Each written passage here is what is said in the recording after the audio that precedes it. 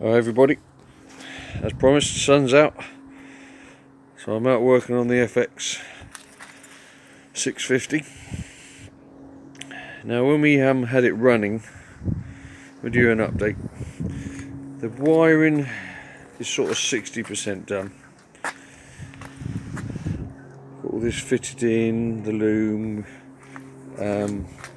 we've got front lights, indicators, and the speedo is coming on, but I've only got half the wires connected at the moment because we need all the rest of the wiring, like the rear brake switch, sensor, stand sensor. We need all that connected up, so I didn't want to go all the way because I want to get the engine out and get the frame painted and the engine and reassemble it and do the electrics as we go.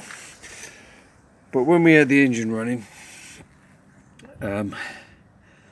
the clutch wasn't working. Now when bikes have been stood for a long time, now this has been stood for 10 years, now this is a wet clutch, so I don't know if you remember me telling you, but this section of the frame holds the oil, and when the bike is running, the oil is circulated through the whole thing.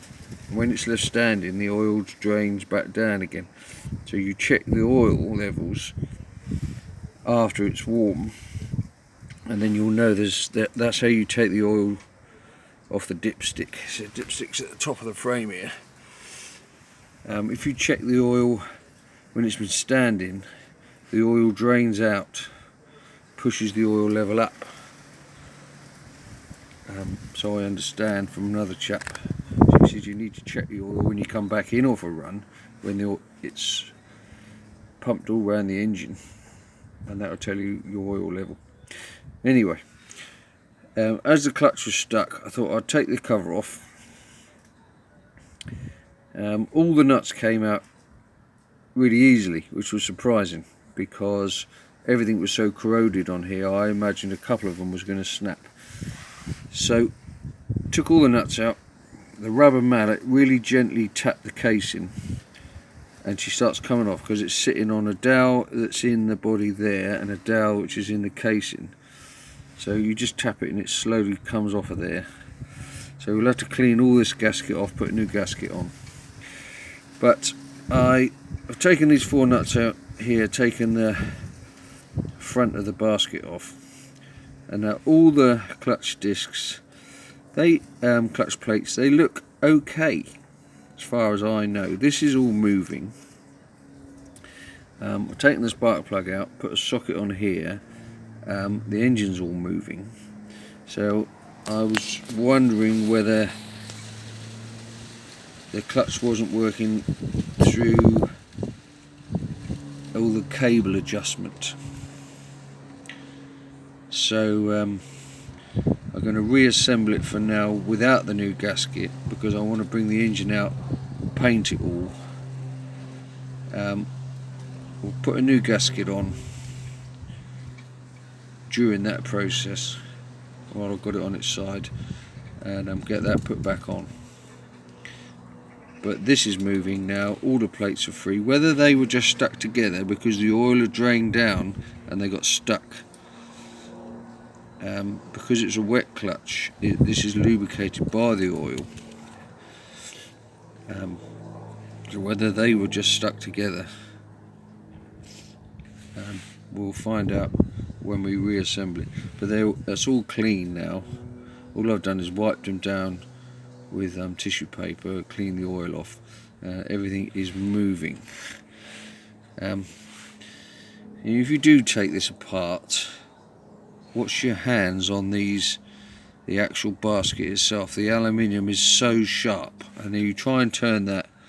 I jokingly said to my brother that my finger would go straight in there, and it did. Well, I just pulled it out as it, you know.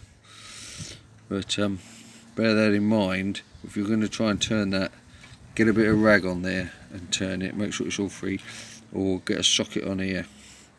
Anyway, so that is all back together. I'm just going to put the casing back on and the filter, the oil filter, and that, put all that back in and reassemble it. And then it's going to be exhaust off, engine back out. I'm going to re-weld these to here. It's a pity that the tail light, you know, I bought the hoop with the tail light fitted, you can't take that out. So I can only weld to here, then clean all that weld back, and I'll have to use some filler. I'll have to fill around here to fill all that in. I don't want, that's all got to be one piece. So we've just got to cut these lugs off either side, clean all that up. I've got to remount the, whatever this bloody thing's called, I can never remember what it's called. That's going to be mounted inside there, and that will be the frame done. So we'll get that off, clean all that up. We've got to clean the oil pipes up, which run up and down here. We might have to get some new ones. I've got to make a bracket halfway up the exhaust. I can't rely on the fitting here. It needs to be a rubber mounted bracket in here somewhere to hold the back end of the exhaust. Now while I've got that off, I'll wrap that all in the exhaust wrap, and then it'll be a matter of getting the swinging arm off. I've got to do some modifications on here because I want to fit the rear hugger on the back here, and the chain guard. Get all that cleaned up, and then start reassembling. We'll have an engine painted, swinging arm painted. I might see if I can get a stronger shock, because this one's a little bit soft for my weight, because I'm a fat beep. Get all these welds all redone. So we'll get all the frame done, get the engine back in, get this all shot blasted if I can, get that painted, so reassemble everything, get some new tyres put on these wheels, and then reassemble, get the tank back on, finish the seat, and then we'll be well on the way. Let me just get the electrics finished off, and then she'll be done. Now I don't know if you watched this, there was a programme on the weekend, I think it was called Speed Shop, and the chap was building a bike, and he bought one of these Honda Vigors, cost him 1,300 quid, and he adapted it for a chap, ex-army guy, with one leg. And it's a perfect bike for a smaller, so you can see the difference in the size. You know, I'm tall, so I made my bike tall for me, but this bike is perfect for the average size guy. Anyway, that was just an update on my bike. It was the clutch examination. Anyway, any questions, just ping us. Like if you like. See you guys, bye.